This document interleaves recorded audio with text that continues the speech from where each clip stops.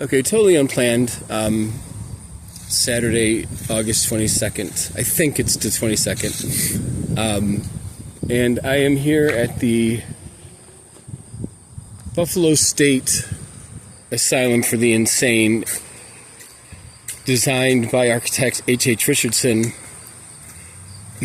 And the grounds were designed by Frederick Olmstead, the designer of the architect for Central Park and 4 parks here in Buffalo, New York. As a matter of fact, right after he was chosen to design Central Park and he became a household name, the then very smart government leaders of the city of Buffalo, this was around 1865, 66, summoned Mr. Olmstead to Buffalo to see if maybe he could help them design a little park for them.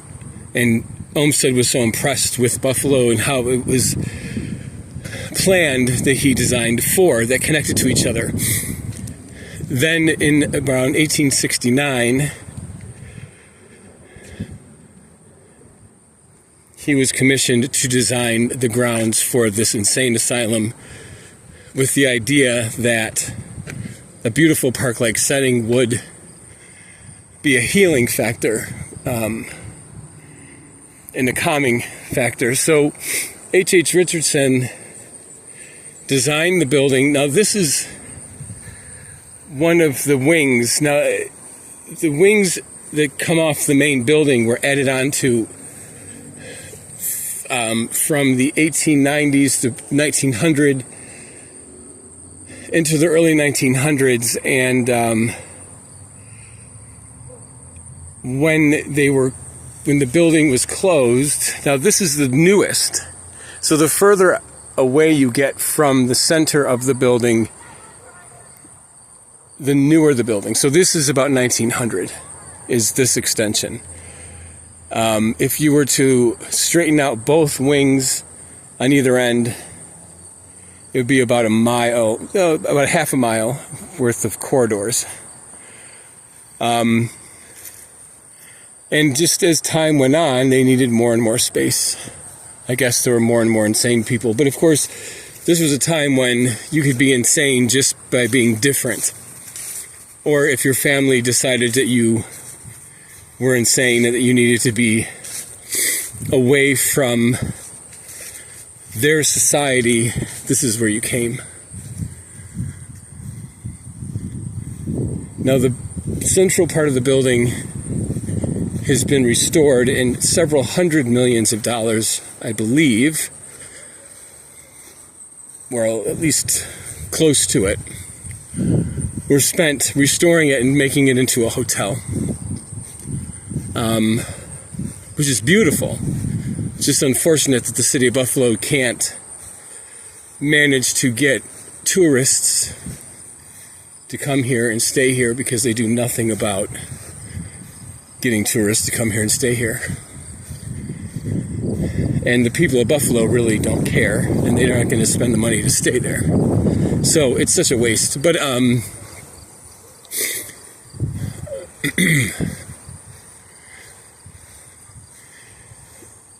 this part of the building obviously was not restored, nor will it ever be restored, because, number one, it doesn't need to be. They don't need the space. But I don't think they can tear it down, because the building is protected, and the only way is to turn it into a museum. Again, that'd be great if the city of Buffalo could market itself to tourists, but it doesn't. So, like everything else around here that's old and historic, it'll sit and rot. And I just feel that future generations are going to care less and less about these old buildings as they continue to care less about the past, because it seems to be too much for them to handle, even though they didn't live it. Anyway,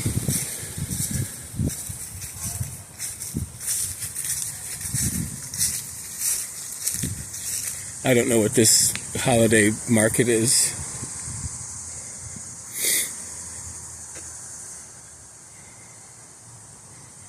But it's a beautiful, beautiful building, and it's quite something inside.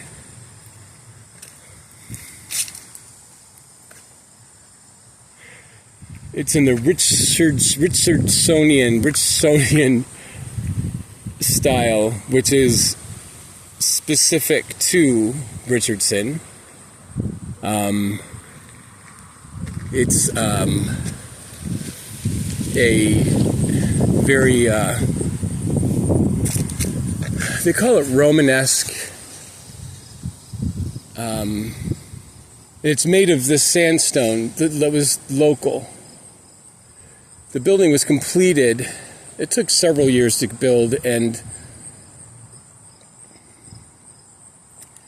I'm confused as to the day it opened, because the cornerstone says 1872, another one says 1869, but then documents say that it didn't start accepting patients until the 1880s. I happen to have a relative, my great-grandmother on my mother's side, who spent some time here in the late 19-teens, and she was not insane. She's just a victim of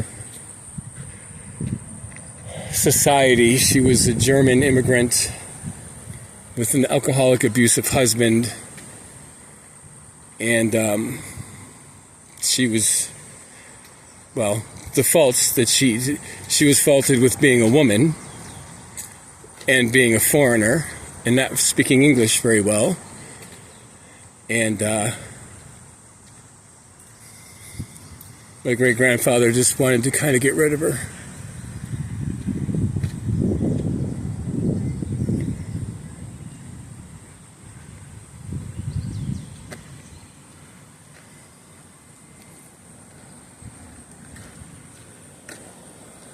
There's a wedding reception going on, so I'm not going to...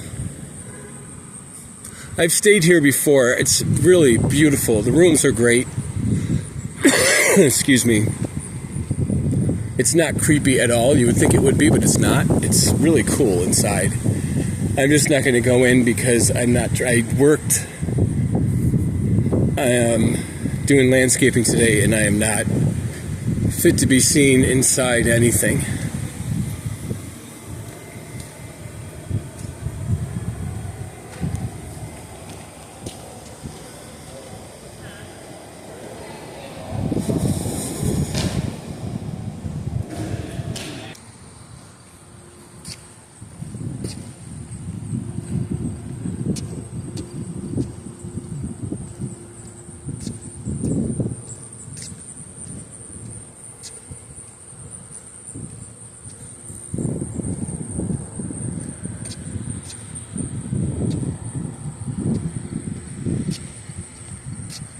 It's an absolutely massive structure, and it gives you an idea of just how important Buffalo was at the time that it was built. Well, even designed. I mean, it had to be designed first, so there are a lot of consideration would have gone into that design.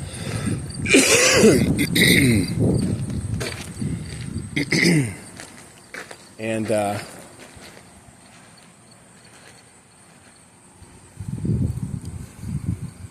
mean, the two towers are at least 300 feet tall.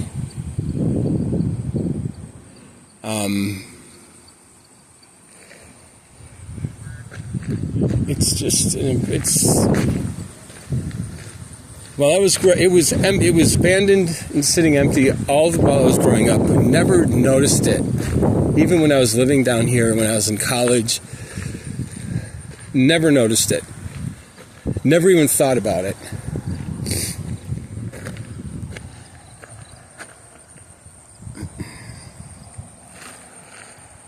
And it's hard to believe it was an insane asylum.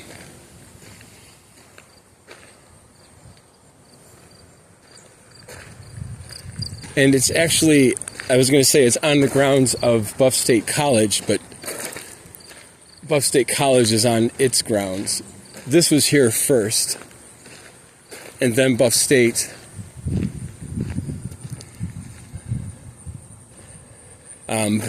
was built up around it. But I really don't know the details about the original, how many acres the original grounds were. But it would have been a working asylum. They would have had many of its inmates or patients. Well, they weren't patients because I was told that at the time they didn't have cures for whatever issues these people had. So they just were here because they couldn't be out in society. So they had to be somewhere. So they didn't they didn't have cures. They didn't come here to be cured. There were doctors on staff that provided treatments. Some of the treatments did cure the people. There are books in the Erie County Downtown Library that I've looked at that are yearly budgets and spending and documentation that were presented to the Buffalo City Council, I believe, every year by the asylum that provided all of the data, the number of inmates, the number of people that were brought in, the number of people that left in a year, the number of people, and all of the various issues that they had,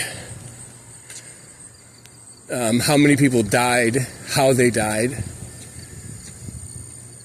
how many were women, how many were men, how many were black, how many were white, how many were children,